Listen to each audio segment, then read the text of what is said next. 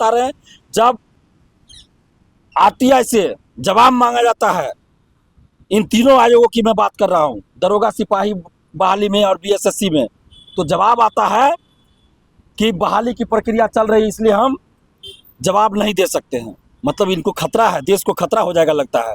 भाई अभ्यर्थी सिर्फ इतना पूछ रहे हैं कि किस क्वेश्चन का कौन सा आंसर आप सही मान रहे, नहीं बता रहे हैं आप, मेरा मार्क्स कितना है आप नहीं बता रहे हैं। जब बहाली की प्रक्रिया संपन्न हो जाती है उसके बाद अगर आरटीआई से जवाब मांगते हैं तो जवाब आता है, खास के दरोगा बहाली की बात मैं कर रहा हूँ, उसमें जवाब आता है बीपीएसएससी के द्वारा, बिहार पुलिस अवर सेवा आयोग के द्वारा, कि ओएमआर सीट की नीलामी की जा चुकी है। अब सोचिए कितना बड़ा फर्जीवाड़ा हो रहा है। हाई कोर्ट में केस चल रहा है, एक लड़की है ज्योति नाम की लड़की, वो बेचारी पिछले 4-5 साल से लड़ रही है, उसको मानसिक रूप से प्रताड़ित किया गया बीपीएसएससी ऑफिस के अंदर बुलाकर, डराया धमकाया गया, और उसका सिलेक्शन आगे किसी भी दरोगा बहाली में नहीं होने दिया जा रहा है। वो लड़की का मार्क्स ज़्यादा रहता है, कट ऑफ से ज़्यादा मार्क्स रहने के बाद भी उसको बहाल नहीं होने दिया जाता है, और जब ओएमआर सीट और ये सब मांगा जाता है तो नहीं दिया जाता है। हाई कोर्ट में नहीं दिया गया, उस लड़की ने मांगा जीएस की कॉपी, जीएस का ओएमआर सीट का कार्बन कॉपी या छाया प्रति, उसको क्या दिया गया, हिंदी का दिया गया। आप सोचिए कितना बड़ा अनर्थ हो रहा है। तो ऐसी बहाली का क्या मतलब।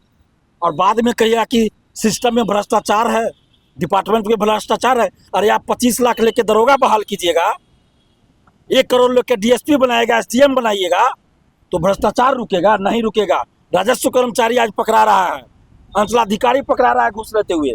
जब आप पैसा लेके बहाली कीजिएगा, मैं ये नहीं कर रहा हूँ कि सभी सीट पे बहाली पैसा लेकर हो रहे, नहीं, बहुत सीटों पे ईमानदारी से भी बहाल हो रही है, बहुत सारे ईमानदार अफसर, बहुत सारे ईमानदार कर्मचारी है, लेकिन बहुत सारे ऐसे भी हैं जो पैसा पैरवी पे जा रहे हैं। ये बंद होना चाहिए, नहीं तो अब पूरे बिहार में बिगुल चलेगा, बिगुल हम फूंक दिए हैं, अब रुकने वाले नहीं है।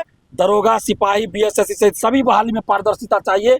बीएसएससी द्वितीय इंटर स्तरीय सीजीएल 4 का एग्जाम डेट जारी हो और संविदा वेटेज को हटाया जाए।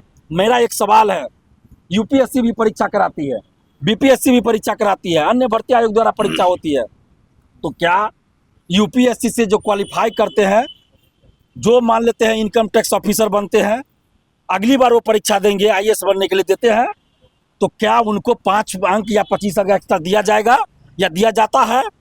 आप जब अनुभव के आधार पे वेटेज दे रहे हैं कि 25 अंक का वेटेज देंगे अनुभव के आधार पे, तो अनुभव के आधार पे मंत्री भी बनना चाहिए, अनुभव के आधार पे मंत्री भी बनना चाहिए, अनुभव के आधार पे आईएएस भी बनना चाहिए। बीपीएससी से शिक्षक भर्ती की नियुक्ति हो रही है, जो पहले से क्लास 1 to 5 के लिए सिलेक्ट हो चुके हैं, क्या उनको अनुभव के आधार पे 25 अंक दिया जाएगा कि +2 के लिए वो फाइट करे?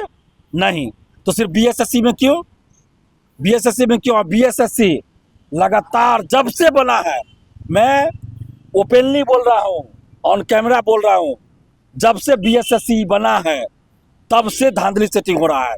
वो दिन भी आप लोग को हम याद दिलाना चाहते हैं, 2012 की बात, जब बीएसएससी ऑफिस का ताला खोल के ओएमआर सीट बाहर ले जाकर रंगा गया था, अखबार में फोटो के साथ छपी थी, लेकिन उसके बाद भी कोई कार्रवाई नहीं हो रही है। बीएसएससी के पूर्व सचिव अध्यक्ष पेपर लीक में जेल जा चुके हैं।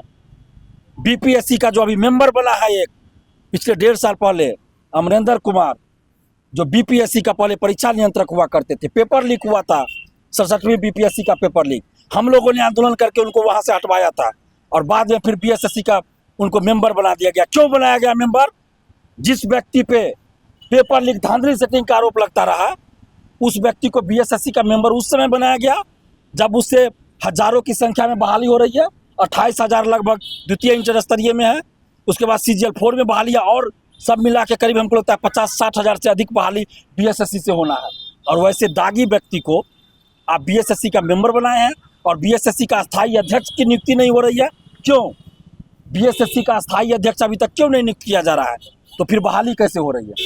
तो बिहार के अभ्यर्थियों को, बिहार की जनता को इसका जवाब चाहिए, नहीं तो अब बिहार के हर जिला में घूमकर हम इस चीज के खिलाफ मुहिम खड़ा करेंगे और अंततः पटना में बड़ा आंदोलन होगा। अब हम लोग चुप नहीं बैठे।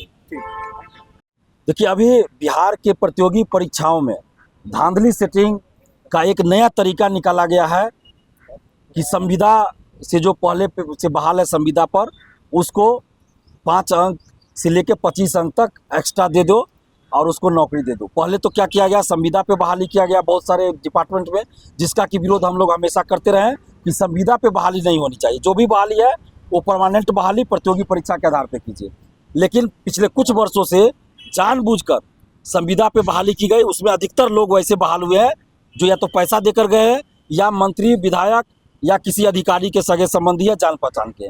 और उन लोगों को अब परमानेंट नौकरी देने के लिए कुछ अधिकारियों ने ये रास्ता निकाला है कि 25% या 25 अंक एक्स्ट्रा देकर उसको नौकरी में लाया जाए। अभी क्या किया गया है, बीएसएससी द्वितीय इंटर स्तरीय और बीएसएससी सीजीएल 4 में इस तरह का प्रावधान अचानक से किया गया। बीएसएससी द्वितीय इंटर स्तरीय का विज्ञापन सितंबर 2023 में आई थी।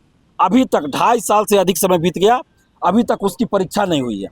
लेकिन बार बार लिंक ओपन करके फॉर्म भरने का मौका दिया गया और उसमें बीच वैकेंसी में क्या किया गया, अलग से एक प्रावधान किया गया कि जो संविदा पे बहाल है उनको 25 अंक एक्स्ट्रा दिया जाएगा।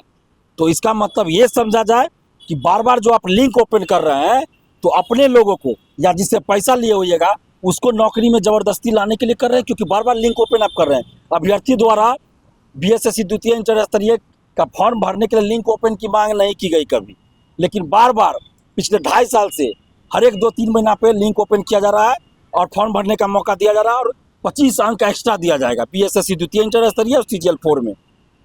तो ये धांधली सेटिंग का नया तरीका ढूंढा गया है।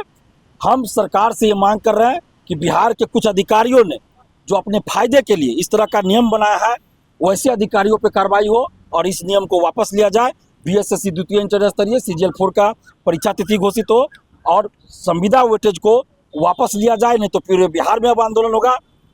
और साथ ही दरोगा का रिजल्ट आया है 2 दिन पहले, तो ये कैसा रिजल्ट है समझ में नहीं आता है। सिर्फ रिजल्ट के नाम पे रोल नंबर का एक पीडीएफ जारी कर दिया है, ना ही किसी स्टूडेंट का मार्क्स बताया, किसको कितना मार्क्स आया, पास करने वाले को कितना मार्क्स आया, जो फेल किया उसको कितना मार्क्स आया, कुछ नहीं बताया गया। ना ही आंसर की जारी हुआ। जब आप आंसर नहीं बता रहे हैं कि किस क्वेश्चन का कौन सा आंसर सही है, तो फिर ये रिजल्ट कैसा है। ना ही आप क्वेश्चन बाहर देते हैं, लेकिन आपका क्वेश्चन सोशल साइट पर वायरल हो जाता है एग्जाम के समय, कभी एग्जाम के बाद, कभी एग्जाम से पहले। तो ये परीक्षा कैसी परीक्षा हो रही है मुझे समझ में नहीं आ रहा है। और हम लोगों की मांग है कि जो भी परीक्षा हो रही है, दरोगा, सिपाही, बीएसएससी या बीटीएससी, जो भी परीक्षा प्रतियोगी परीक्षा हो रही है, उसमें पारदर्शिता लाई जाए। जब परीक्षा होती है तो परीक्षा समाप्ति के बाद ओएमआर शीट का कार्बन कॉपी, क्वेश्चन बुकलेट परीक्षार्थियों को मिलना चाहिए। जब यूपीएससी में क्वेश्चन मिल रहा है, बीपीएससी सिविल सेवा में क्वेश्चन मिल रहा है, बिहार बीएड इंट्रेंस में आपको ओएमआर शीट का कार्बन कॉपी मिलता है, झारखंड में मिलता है, यूपी में मिलता है, तो फिर बीएसएससी दरोगा सिपाही में आप क्यों नहीं क्वेश्चन बुकलेट परीक्षा समाप्ति बाद परीक्षार्थियों को देते हैं। परीक्षार्थियों को आप क्वेश्चन ले जाने नहीं देते हैं परीक्षा के बाद, लेकिन आपका क्वेश्चन सोशल साइट पे कैसे घूम जाता है। तो परीक्षार्थियों को क्वेश्चन बुकलेट और क्वेश्चन बुकलेट और ओएमआर शीट का कार्बन कॉपी परीक्षा समाप्ति के बाद मिलना चाहिए। परीक्षा के कुछ दिन बाद 10 दिन 15 दिन के अंदर आंसर की जारी होना चाहिए, स्टूडेंट को पता चले किस क्वेश्चन का कौन सा आंसर सही है। और जब रिजल्ट आता है तो कट ऑफ सभी का मार्क्स जारी होना चाहिए जो संबंधित आयोग है उसके वेबसाइट पे। जब तक ऐसा नहीं होता है तब तक ये समझा जाएगा कि ये लोग अंदर ही अंदर सीटों की बिक्री कर रहे हैं, पैसा लेकर पैरवी पर नौकरी दे रहे हैं। हम ये नहीं कह रहे कि 100% सीटों पे ऐसा हो रहा है, लेकिन बहुत सीटों पे ऐसा हो रहा है। अगर बीपीएससी में तो हम लोग आंदोलन किए तो बहुत सारा सुधार हुआ, पारदर्शिता लाई गई है, लेकिन अन्य जो भर्ती आयोग है, बिहार पुलिस अवर सेवा आयोग जिसको बीपीएसएससी कर रहे हैं, दरोगा की मेनली बहाली करती है, इसके अलावा सीएसबीसी सिपाही की भर्ती करती है, बीएसएससी कर्मचारियों की नियुक्ति करती है। तो ये तीनों भर्ती आयोगों को हम कहना चाहते हैं कि अगर आप लोग ईमानदार हैं, किसी तरह का धांधली सेटिंग नहीं कर रहे हैं, तो फिर आपको पारदर्शिता लाने में क्या आपत्ति क्यों है। क्या मार्क्स जारी करने से, परीक्षा के बाद आंसर की जारी करने से, परीक्षा के बाद अभ्यर्थियों को क्वेश्चन बुकलेट देने से और ओएमआर शीट की कार्बन कॉपी देने से देश की सुरक्षा को खतरा है? इसका जवाब हमें चाहिए।